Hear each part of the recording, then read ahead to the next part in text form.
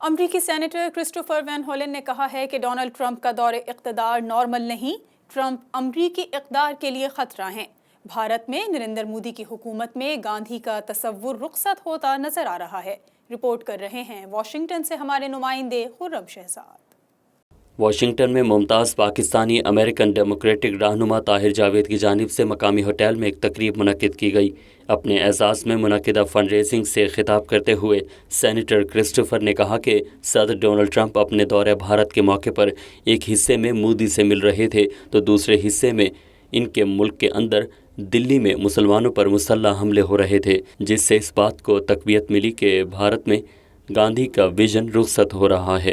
ان کا کہنا تھا کہ کشمیر اور بھارت میں مسلمانوں کے ساتھ انسانی حقوق کی خلاف ورزیوں پر تشویش سے بھارت کو آگاہ کرنے کے لیے secretary of state mic Pompeo کو خط لکھا تاکہ اصل حقائق پر مبنی رپورٹ مل سکے۔ سیکریٹری اسٹیٹ کے جواب کا انتظار ہے، جس کے بعد ہم خیال سینیٹرز کے باہمی مشورے سے بھارت کے حوالے سے آئندہ کا لاہ عمل طے کیا جائے گا۔ انہوں نے کہا کہ میں اب بھی اصل حقائق سے آگاہی کے لیے کشمیر کا دورہ کرنا چاہتا ہوں۔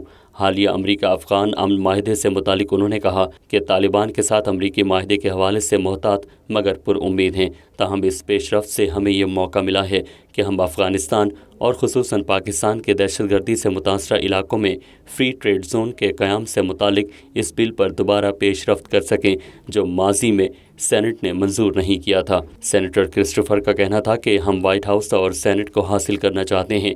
ٹرمپ کا دور نارمل نہیں، وہ امریکی اقتدار کے لیے خطرہ ہیں۔ جب آپ اپنے ملک میں انسانی حقوق کی پاسداری نہیں کریں گے تو کیسے آپ دوسرے ممالک پر انگلی اٹھا سکتے ہیں؟ اس موقع پر میزبان طاہر جاوید نے خطاب کرتے ہوئے مسئلہ کشمیر کے حوالے سے دو ٹوک اور جرأت مندانہ موقف اختیار کرنے پر سینیٹر کرسٹوفر کو خراج تحسین پیش کیا۔ تقریب سے ممتاز ڈاکٹر حیدر افضل، معروف سیاسی تجزیہ نگار مصطفیٰ تمیز اور نومی حسن نے بھی خطاب کیا۔